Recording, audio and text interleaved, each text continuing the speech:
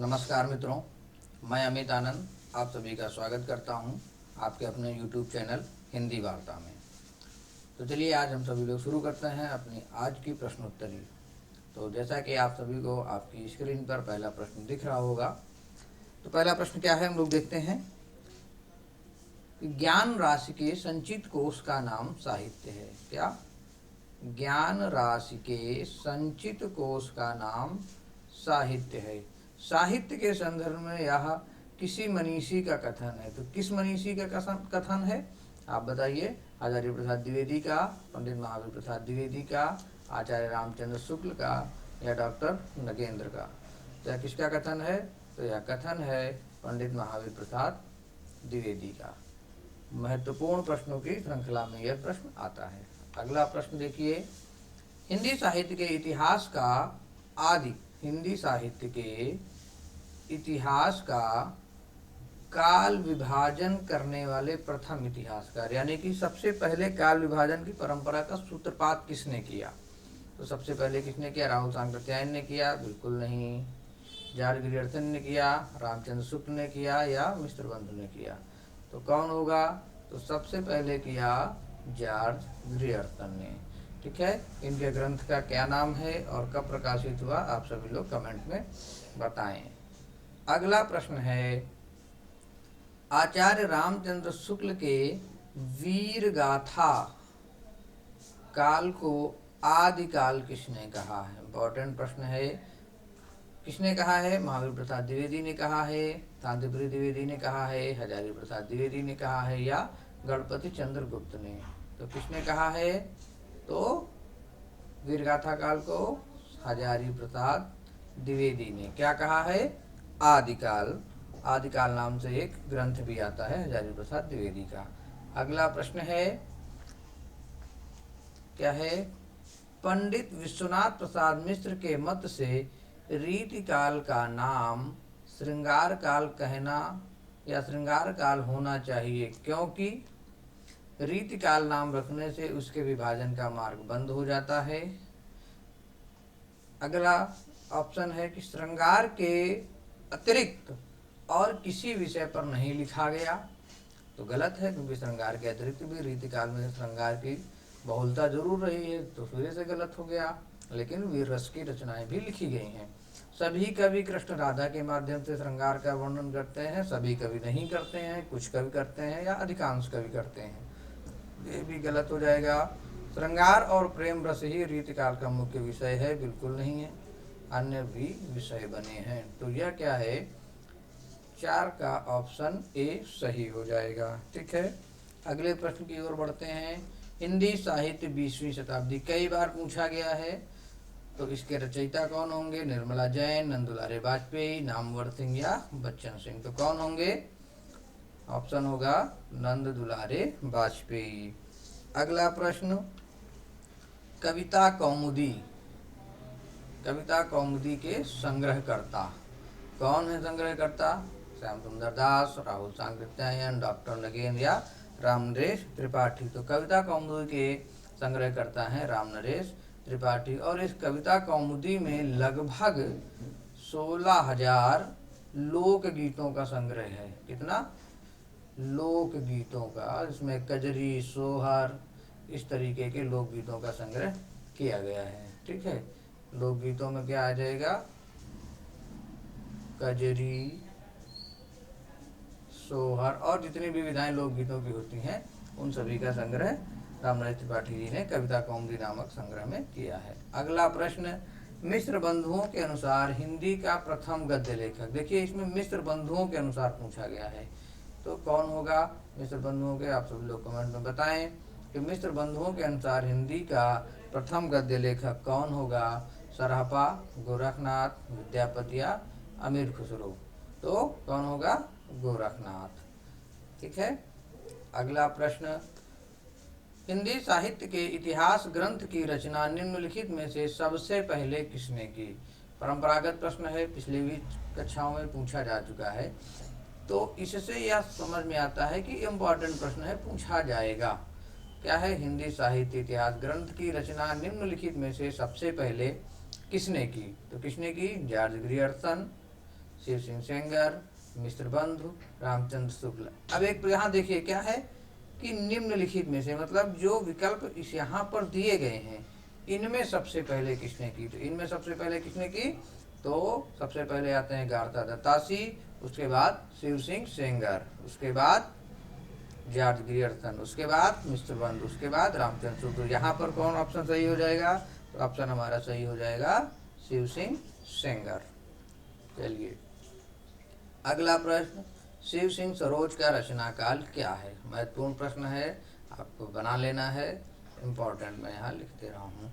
क्या है, 1883 ईस्वी, 1830 ईस्वी, 1836 ईस्वी या 1810 ईस्वी। तो क्या हो जाएगा हमारा यहाँ पर 1883 ईस्वी।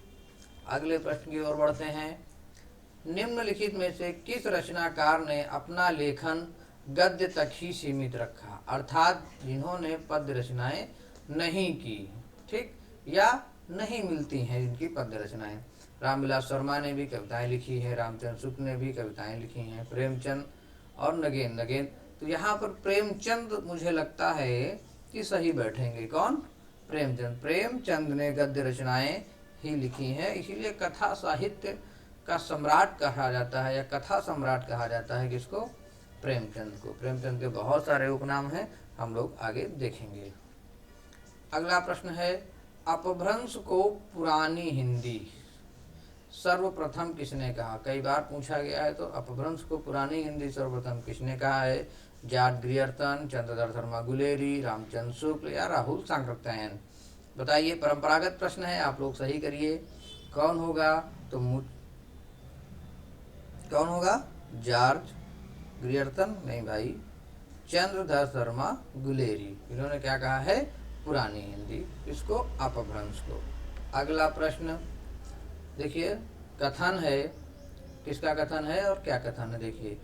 जैसे पुराना चावल ही बड़े आदमियों के खाने योग्य समझा जाता है, वैसे ही अपने समय से कुछ पुरानी पड़ी हुई परंपरा के गौरव से युक्त भाषा ही पुस्तक रचने वालों के व्यवहार योग्य समझी जाती थी। रामचंद्र शुक्ल का उपर्युक्त कथन हिंदी साहित्य का इतिहास के आदिकाल के किस प्रकरण में है। यानी हिंदी साहित्य के इतिहास में जो ये है, आपको पता चल गया कि ये कथन किसका है, रामचंद्र शुक्ल का है। कहाँ से है, आदिकाल से। लेकिन प्रश्न क्या पूछा गया है कि प्रकरण है। एक नया ट्रेंड चल गया है इस समय, एक दिन मैं इस पर क्लास बना दूंगा कि आचार्य शुक्ल ने अपने काल विभाजन में कौन से प्रकरण में क्या विषय उठाए हैं, ठीक है। जैसे आदिकाल को उन्होंने 4 प्रकरण में बांटा है, उसी प्रकार भक्ति काल को उन्होंने 6 प्रकरण में बांटा है, रीतिकाल को 3 प्रकरण में बांटा है, और फिर आधुनिक काल को अलग अलग प्रकरणों में बांटा है। तो किस प्रकरण को में क्या रखा है, ये जो है आजकल ट्रेंडिंग में है, पूछा जा रहा है। तो इस पर मैं एक दिन विधिवत क्लास बना दूंगा, ठीक है। तो यहाँ पर क्या होगा कि इस कथन को आदिकाल के किस प्रकरण में रखा है, तो प्रकरण होगा हमारा यहाँ पर 4। चलिए आगे बढ़ते हैं। आचार्य शुक्ल ने वीर गाथा काल की समय सीमा क्या मानी है। बताइए क्या मानी है, आप ऑप्शन देखिए। 9000 ईस्वी से 1350 ईस्वी, 1100 ईस्वी से 1350 ईस्वी, संवत 1050 से 1050 संवत से 1350 संवत, 1000 संवत से 1700 संवत। तो यहाँ पर देखिए, ऑप्शन अगर देखने से देखा जाए तो ऑप्शन सी सही हो रहा है, लेकिन यहाँ पर टाइपिंग मिस्टेक है, इसको मैं सही कर दे रहा हूँ। संवत 1375। और अगर मान लीजिए पेपर में भी इसी तरीके से आ जाए, तब भी आपको यही टिक करना है। अब क्लेम किया जाएगा तो यही सही माना जाएगा, ठीक है। चलिए आगे बढ़ते हैं। अगला प्रश्न है, हिंदी शब्द सागर संपादित ग्रंथ है। हिंदी शब्द सागर को संपादित किया है, किसने किया है। आचार्य रामचंद्र शुक्ल, श्याम सुंदर दास, हजारी प्रसाद द्विवेदी, डॉक्टर नगेंद्र। तो हिंदी शब्द सागर को किसने संपादित किया है, श्याम सुंदर दास। और यही शब्द सागर है जिसकी भूमिका आचार्य शुक्ल ने लिखी थी, जो बाद में हिंदी साहित्य का इतिहास के रूप में परिणित होती है, ठीक है। चलिए अगला प्रश्न, हिंदी साहित्य की भूमिका पुस्तक के लेखक कौन है? किसकी भूमिका? तो हिंदी साहित्य की भूमिका। तो कौन है हिंदी साहित्य की भूमिका के लेखक? आचार्य रामचंद्र शुक्ल हैं, राम कुमार वर्मा हैं, विश्वनाथ प्रसाद मिश्र हैं, हजारी प्रसाद द्विवेदी हैं। बताइए क्या होगा? तो हिंदी साहित्य की भूमिका के लेखक हैं आचार्य हजारी प्रसाद द्विवेदी। अगले प्रश्न की तरफ चलते हैं। इस्तवार दला लिटरेतुर एंदोई ए हिंदुस्तानी की रचना की किसने की है? कीथ ने, ग्रियर्सन ने, गार्था दत्तासी ने या गिल क्राइस्ट ने? बताइए। प्रश्न नंबर 16 है, बहुत परंपरागत प्रश्न है क्योंकि पूछे गए हैं, इसलिए क्या है ना कि प्रश्न बहुत सरल लगते हैं, लेकिन अगर हम बार बार रिवीजन नहीं करते हैं तो कन्फ्यूजन हो सकते हैं। जैसे ग्रियर्सन और गार्था दत्तासी में अक्सर कन्फ्यूजन हो जाता है। The modern vernacular literature of northern Hindustan या द इस्तवार दला लिटरेतुर हिंदुस्तानी, तो कई बार कन्फ्यूजन हो जाता है। तो ये कथन किसका है? ये ग्रंथ किसका है? गार्था दत्तासी का है। अगला प्रश्न है, ग्रियर्सन कृत the modern vernacular literature of northern Hindustan का हिंदी अनुवाद किसने किया? किसने किया पूछा जाता है। डॉक्टर किशोरीलाल गुप्त, डॉक्टर राम कुमार वर्मा, डॉक्टर लक्ष्मी सागर वार्ष्णेय, डॉक्टर जगदीश गुप्त। तो बताएं आप सभी लोग किसने किया है? किसने किया है? डॉक्टर किशोरीलाल गुप्त ने। अगले प्रश्न की तरफ चलते हैं। क्या है? बंगला भाषा में लिखा गया हिंदी साहित्य का इतिहास स्केच ऑफ हिंदी लिटरेचर के लेखक हैं। इम्पॉर्टेंट प्रश्न है। ए हिस्ट्री ऑफ हिंदी लिटरेचर और स्केच ऑफ हिंदी लिटरेचर, ये दो कई बार पूछे गए हैं। ठीक है, तो ये किसका है? स्केच ऑफ हिंदी लिटरेचर पादरी F.E.K, पादरी एडविन ग्रीव, गार्था दत्तासी, जॉर्ज ग्रियर्सन। तो बताएं ये किसका है? तो ये है पादरी एडविन ग्रीव्स का। ठीक है, स्केच ऑफ हिंदी लिटरेचर पादरी एडविन ग्रीव्स का है, और हिंदी लिटरेचर जो है हिस्ट्री ऑफ हिंदी लिटरेचर वो किसका है? पादरी F.E.K का। चलिए अगले प्रश्न की तरफ चलते हैं। साहित्य जनता की चित्तवृत्ति का संचित प्रतिबिंब है। इस पंक्ति के लेखक यानी यह कथन किसका है? इम्पॉर्टेंट ये भी है, कई बार पूछा जाता है। तो कौन होगा? महावीर प्रसाद द्विवेदी, गुलाब राय, रामचंद्र शुक्ल या प्रेमचंद। तो यह कथन किसका है? साहित्य जनता की चित्तवृत्ति का संचित प्रतिबिंब होता है आचार्य रामचंद्र शुक्ल का है। अगले प्रश्न की तरफ चलते हैं, और अगला प्रश्न है, हिंदी साहित्य के इतिहास को व्यवस्थित रूप देने का श्रेय किसको है? क्या है? हिंदी साहित्य के इतिहास को व्यवस्थित रूप देने का श्रेय किसको है? तो शिव सिंह सरोज, आचार्य रामचंद्र शुक्ल, जॉर्ज ग्रियर्सन या मिश्र बंधु। ठीक है, तो किसका कथन है ये कथन किसका है? सॉरी, यह हिंदी साहित्य के इतिहास को व्यवस्थित रूप देने का श्रेय किसको है? तो हिंदी साहित्य का व्यवस्थित रूप किसने लिखा, यानी व्यवस्थित रूप से हिंदी साहित्य का इतिहास किसका सबसे पहले सामने आता है? तो वो 1929 ईस्वी में किसका आता है? आचार्य रामचंद्र शुक्ल का हिंदी साहित्य का इतिहास। अगला प्रश्न है, भक्ति काल का नाम पूर्व मध्यकाल किस आचार्य ने दिया? ठीक है, तो भक्ति काल का नाम पूर्व मध्यकाल किस आचार्य ने दिया? तो किसने दिया है? डॉक्टर नगेंद्र ने, डॉक्टर राम कुमार वर्मा ने, आचार्य नंद दुलारे वाजपेयी ने, आचार्य हजारी प्रसाद द्विवेदी ने। तो किसने दिया है? आचार्य हजारी प्रसाद द्विवेदी ने। अगले प्रश्न की तरफ चलते हैं।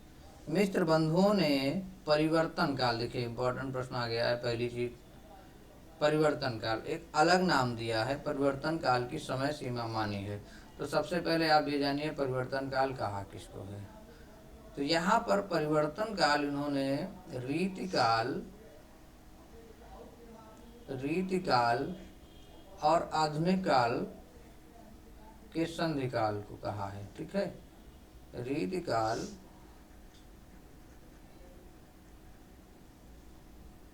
और आधुनिक काल, ठीक है, के बीच जो आधुनिक काल के बीच जो समय बचता है, ठीक, बीच के समय को उन्होंने क्या कहा है, परिवर्तन काल। ठीक है, तो इसकी समय सीमा क्या मानी है, आप बताएं समय सीमा क्या। इसकी समय सीमा इन्होंने 1791 विक्रमी संवत से 1889 तक मानी है। ये थोड़ा सा महत्वपूर्ण प्रश्नों में बनाइएगा, गौर रूप से अगर पूछा जा सकता है तो हमारी चीज़ें गड़बड़ हो जाएंगी।